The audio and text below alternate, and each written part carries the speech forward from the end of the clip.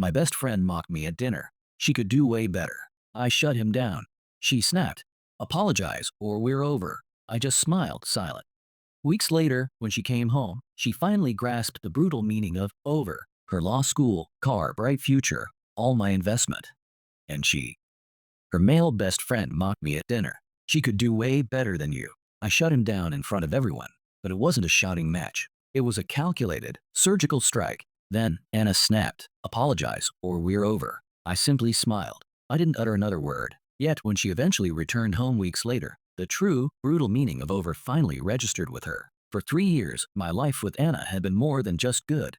It was exceptional, a meticulously built sanctuary away from the relentless demands of my profession. My day job as a lawyer meant navigating the murky waters of human nature, dealing with conflicts, deceptions, and the raw underbelly of society. Coming home to Anna was my necessary antidote, a breath of fresh, unburdened air. She was a paralegal, whip-smart, brimming with an ambitious fire to attend law school and carve out her own name in the legal world. That ambition, that drive, was something I deeply admired and actively nurtured. We weren't just partners. We were a formidable team, constructing a shared life in a house I had painstakingly spent years restoring. Brick by brick, memory by memory. This wasn't merely a place where we lived.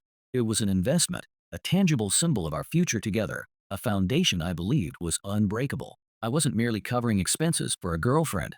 I was pouring my resources, my faith, my very future, into the woman I intended to marry. Every dollar spent on her law school tuition, every hour dedicated to repairing our shared home, was an act of profound commitment. Yet, beneath the surface of our seemingly perfect life, a persistent static hummed, a low-level dissonance that I couldn't quite silence. That static had a name.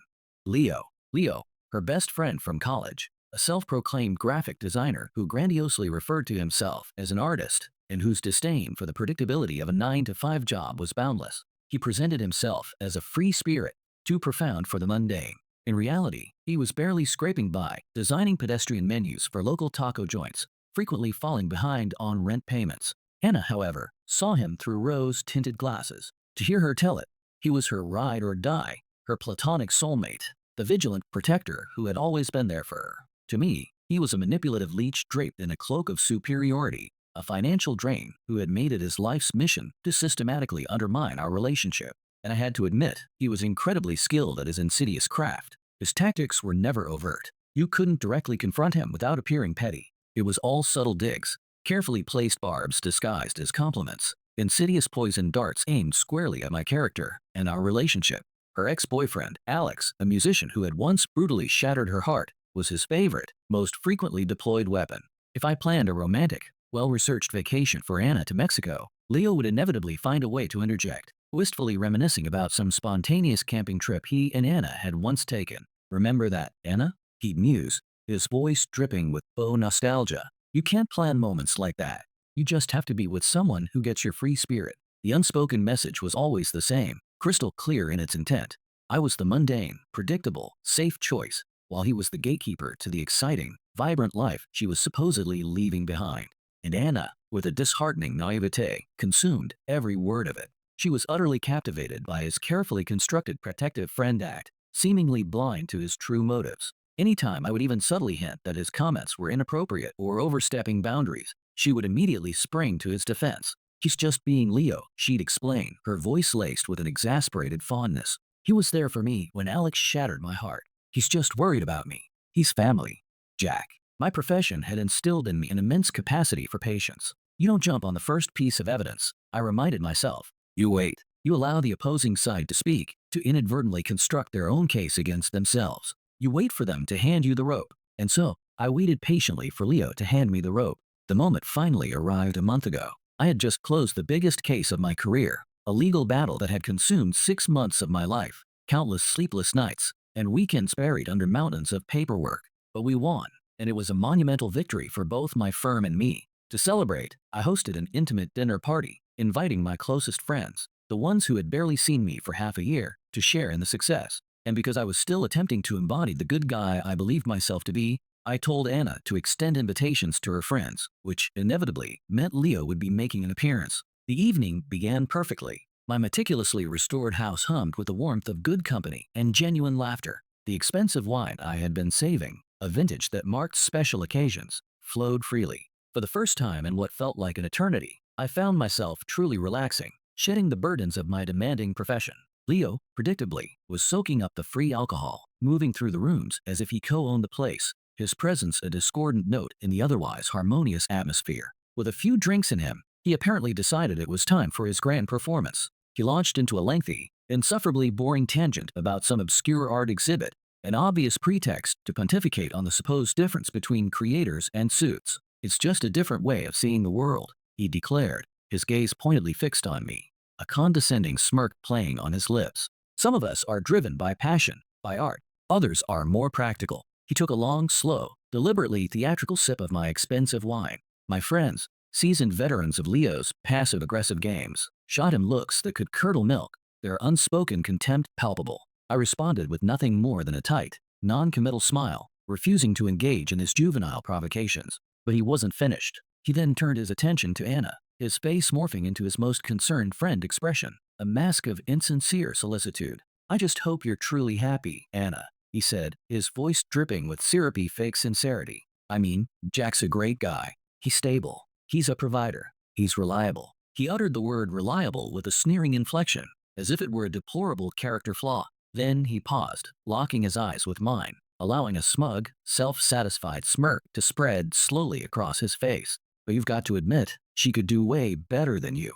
And there it was, the rope I had been patiently waiting for. The entire table fell silent, the convivial atmosphere shattered. You could have heard a pin drop. My friends looked like they were on the verge of physically restraining themselves from leaping across the table. Anna, however, simply stared at her plate, a blush creeping up her neck. She wasn't angry at Leo. She was merely embarrassed that he had created such an uncomfortable scene. In that precise moment, my focus sharpened with crystalline clarity. The patient lawyer, the forgiving partner, was gone. The man who had just been fundamentally disrespected in his own home, in front of his closest friends, by a parasitic individual living off his generosity, was now taking charge. I placed my fork and knife down with deliberate, almost surgical slowness. I folded my hands on the table, fixing my gaze on Leo, my expression devoid of warmth. The friendly host had left the building. The prosecutor had just assumed his position at the podium. "That's a rather bold claim, Leo," I stated, my voice dangerously quiet, betraying no emotion. "I'm genuinely interested in your reasoning. In your expert opinion, what exactly does a better man for Anna look like?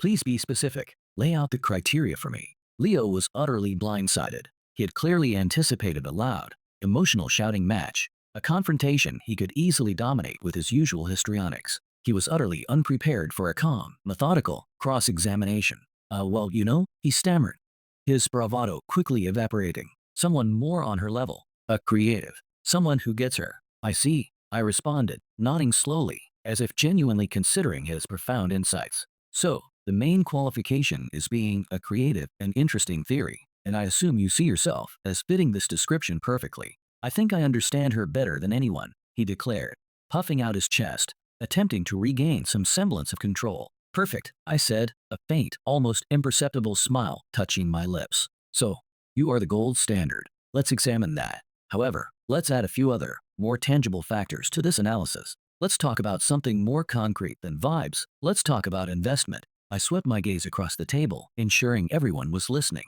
As everyone here knows, Anna is currently in her second year of law school. It's a top-tier program, with a price tag to match. I'm paying for that. The entire sum. It's a major investment of capital, of course, but more importantly, it's an investment of faith. Faith in her abilities, and an even greater faith in our shared future together. I returned my gaze to Leo, his face already beginning to blanch. "So, my question for you, Leo, as the self-appointed gold standard of what constitutes better for Anna, is this.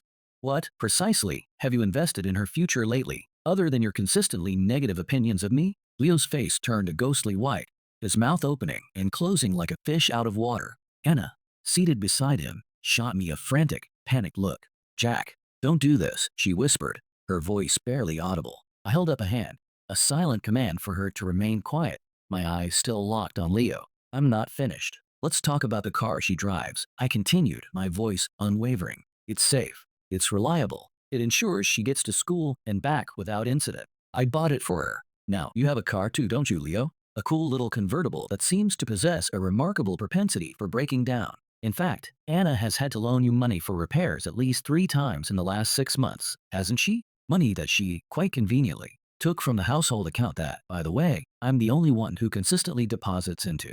So, in a very real sense, Leo, I'm not just investing in Anna's future. I'm also indirectly subsidizing your little hipster mobile, ensuring it remains on the road. You're welcome. One of my closest friends at the table let out an involuntary snort of laughter, quickly stifling it with a cough. Leo looked as if he had been physically slapped, his carefully constructed facade crumbling. And finally, I said, leaning forward slightly, my voice dropping to a low, resonant tone that commanded absolute attention.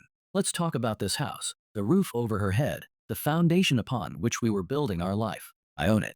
I pay the mortgage. I meticulously maintain it, fixing every single thing that breaks. You, on the other hand, have fallen behind on your rent so many times that Anna has had to cover for you, repeatedly, with money that I earned and deposited into our shared account. So, let me just summarize your argument for the jury, or rather, for everyone at this table. I paused, allowing the weight of my words to settle. Your position is that a man who provides a stable home, a reliable car, and a fully funded, top-tier legal education is an inferior choice for Anna, and that a better man, by your unique definition, is one who is a financial black hole, who consistently drains her resources, and who repays her kindness by systematically attempting to sabotage her most important relationship out of what can only be described as a pathetic, transparent, and deeply creepy obsession.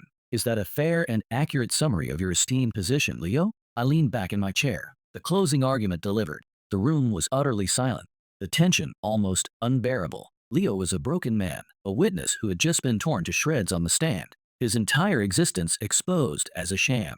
He simply sat there, utterly humiliated, unable to utter a single word in his defense. I looked at my friends, each of them staring at Leo with open, undisguised contempt. Then I looked at Anna. Her face was a tempest of conflicting emotions. Shock, embarrassment, and something else, something far more volatile. But the one emotion that ultimately won, the one that broke through the initial wave of surprise and mortification, wasn't relief, nor was it gratitude for my defense. It was pure, unadulterated, white-hot fury. She shot up from her chair, the legs scraping violently against the polished hardwood floor, the harsh sound echoing in the silent room. Her entire body trembled with indignation. "I cannot believe you just did that, Jack," she hissed, her voice a low, furious whisper. "You humiliated him in front of everyone. He humiliated himself." "Anna," I stated, my voice tired now, the adrenaline of the confrontation beginning to recede. "I simply presented the evidence. Apologize to him," she demanded, her eyes blazing with a fire that was aimed entirely, inexplicably at me. "Right now. Apologize to my best friend for what you just did." Her words hung in the air, a chilling ultimatum. Apologize, or we are over. And there it was, the ultimate evidence, the final, damning piece. She stood beside the wreckage of a man who had just been exposed as a manipulative parasite, a leech who had systematically exploited her and undermined our relationship, and she was defending him. She was choosing him over me. In that devastating moment, the love I had harbored for her didn't merely die. It was executed, swiftly, and without mercy. I looked at her, and for the first time, I saw her with perfect, unclouded clarity. I didn't get angry. I didn't raise my voice. I simply smiled, a small, sad, and utterly final smile that spoke volumes of my resignation. I didn't say another word. I stood up, picked up my wine glass, and calmly walked into the kitchen, leaving her standing alone in the deafening silence of the dining room. The case was closed. The verdict was in. The aftermath of that dinner was swift, a stark and immediate consequence of Anna's choice. She and Leo vanished together in a storm of manufactured drama, a whirlwind of self-righteous fury, and his profound humiliation. I learned later that she moved in with him that very night, a decision undoubtedly born in the searing heat of her rage and his utterly crushed ego. In her deluded mind, she had thrown down the gauntlet, issuing an undeniable challenge. She was convinced I would come crawling back, begging for forgiveness, eager to do whatever it took to fix what she believed I had broken. She harbored no comprehension that I had simply, silently, accepted her terms. For 2 weeks, I vanished completely, deliberately entering a period of absolute darkness. I ignored every single one of her calls, allowing them to ring unanswered until they ceased. I refused to reply to the barrage of texts she sent, initially furious and accusatory, then shifting to confused and desperate pleas, finally dissolving into tearful begging. I systematically ignored the mutual friends she dispatched as emissaries, their attempts to plead her case falling on deaf ears. I became a ghost, an ethereal absence in her life. Instead of chasing after a phantom, I got to work, meticulously dismantling the remnants of a relationship that had become a liability. My house, which had once felt like our vibrant, living home, now felt chillingly like a crime scene, a place where something vital had died. I spent an entire weekend methodically, almost ritualistically, packing every single one of her belongings into boxes. It wasn't an act of anger or vengeance. It was a clinical cleansing, an executive settling the estate of a deceased relationship. Each item, carefully cataloged and placed, represented a memory, now devoid of sentiment, processed as mere evidence. When I was finished, I stacked the boxes neatly in the spare room, symbols of a past irrevocably sealed off. Then, with a quiet finality, I changed all the locks, systematically replacing every key, and reset the security codes, creating an impenetrable barrier. My next actions were not born of malice, but of a cold, objective necessity. I made 2 phone calls, neither of them pleasant, but both undeniably essential. They were the logical, inevitable consequences of the verdict Anna herself had delivered at that dinner party. The first call was to the dean of admissions at her law school, a man with whom I had cultivated a professional relationship through my extensive alumni work. I explained, in measured, professional terms, that due to a permanent and irreconcilable change in my personal circumstances, the private scholarship fund I had established to fully cover Anna's tuition was being dissolved, effective immediately. The second call was to the managing partner at my firm, a connection I had leveraged heavily to secure Anna a highly coveted summer internship there, an opportunity that was, by all accounts, a career maker. I explained, with the same detached professionalism, that a severe and irreconcilable personal conflict of interest had arisen, making the offer untenable, and thus, it had to be rescinded. I found no joy in these actions. They were devoid of any emotional satisfaction. My unwavering support for her had been predicated entirely upon the foundation of our partnership, a sacred trust. She had taken a sledgehammer to that foundation, utterly demolishing it with her own hands. Consequently, she could no longer remain within the confines of the house we had built, metaphorically or literally. Exactly 2 weeks after that fateful dinner, Anna appeared at my door. I watched her approach on the security camera, a silent, detached observer. She fumbled with her old key, her expression shifting from confusion to burgeoning anger when it failed to turn the lock. Finally, with a sigh of weary desperation, she rang the doorbell. I opened the door, but left the security chain firmly in place, a visible metallic barrier between us. She looked dreadful, the self-righteous fury she had displayed at the dinner party completely gone, replaced by a hollow-eyed weariness and a palpable desperation. The grim reality of living with a broke, narcissistic artist had clearly proven to be a harsh and unforgiving teacher.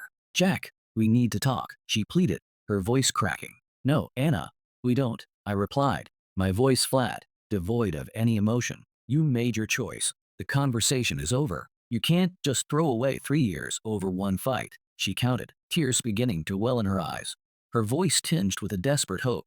I was angry. I wasn't thinking. "It wasn't a fight, Anna," I corrected her, my tone unwavering. "It was a moment of absolute truth. You were presented with a clear, unambiguous choice between your partner, the man who had invested everything in you, and the man who had been systematically attempting to destroy our relationship from the inside out. And you chose him. You demanded that I apologize to him. You chose to defend the parasite. That's not something I can ever forget, nor is it something I am willing to forgive." Panic, cold and sharp, began to etch itself across her face as she finally grasped the immovable resolve in my eyes. She realized I wasn't wavering, not a single inch. "But everything we planned," she stammered, her voice trembling. "Law school, the internship?" "Yes, about that," I said, letting the silence stretch, heavy and suffocating, between us. "The tuition for your final semester is due next week, isn't it? I sincerely hope you and Leo have a comprehensive plan for that, because my investment in our future has been irrevocably terminated." Her face went stark white, the blood draining from it instantly. "What?" she whispered, the word barely a breath. "And the internship at my firm," I continued relentlessly, my gaze unyielding. "That offer has been rescinded. My firm takes conflicts of interest extremely seriously, and your choice created an undeniable one." She actually stumbled back, her hand flying to her mouth, a choked gasp escaping her lips. The internship was her golden ticket, the gateway to the career she had so passionately envisioned. The future she had been so utterly certain of was evaporating before her very eyes, dissolving into thin air. "You can't do that," she whispered, her voice breaking completely, a raw, desperate plea. "Jack, please, you can't." "I already have, Anna," I stated, my voice devoid of pity. "Actions have consequences. You gave me an ultimatum. Apologize or we're over. I chose over. Now, you get to live with the consequences of that choice. Go ask Leo for help, the man who is so much better than me." I'm absolutely certain his creative genius includes a brilliant plan to pay for your $50,000 tuition and miraculously replace the career opportunity you just definitively lost. I closed the door, the click of the lock echoing with finality, leaving her standing alone in the hallway, her face streaked with tears, her future in ruins. I felt no sense of triumph, no surge of happiness. I felt no sorrow, no regret. I simply felt quiet. The trial was over. The verdict had been delivered, and now, the sentence was being carried out. The aftermath, as I had predicted, unfolded with a grim predictability. Anna's life, once a trajectory of ambition and promise, unraveled completely. She was forced to drop out of law school just months shy of graduation.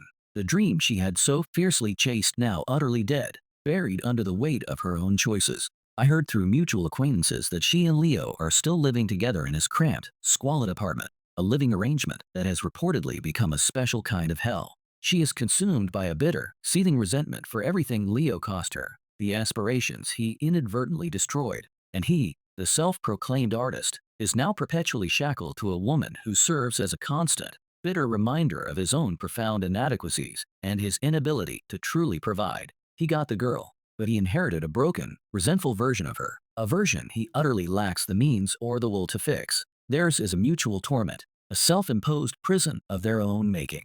I want to be unequivocally clear.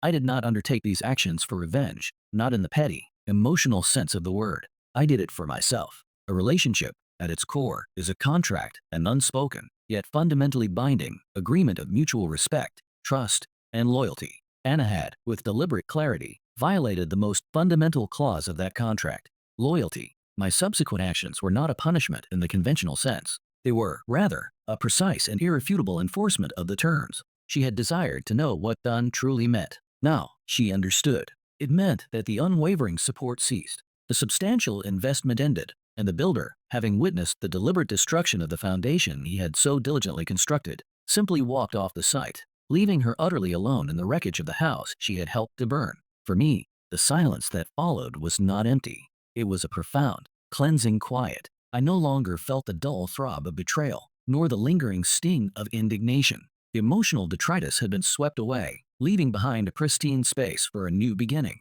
My meticulously restored house, once a symbol of a shared future that had crumbled, now felt truly mine again, a sanctuary of newfound independence. I began to rediscover simple pleasures, resuming neglected hobbies, finding solace in long walks with a spirited golden retriever I adopted, a loyal companion whose devotion was uncomplicated and pure. I reconnected with friends who genuinely valued me, cultivating a new soul family of individuals who offered unwavering support and understanding, free from the manipulative undercurrents that had once pervaded my life. The past was a closed chapter, a legal case meticulously concluded. I had honored my own terms, reclaimed my dignity, and in doing so, created a new world for myself, a world built on authenticity, self-respect, and genuine connection. My journey from the quiet contributor to the silent enforcer had culminated not in bitterness, but in a profound sense of liberation. It was, truly, my soul's liberation.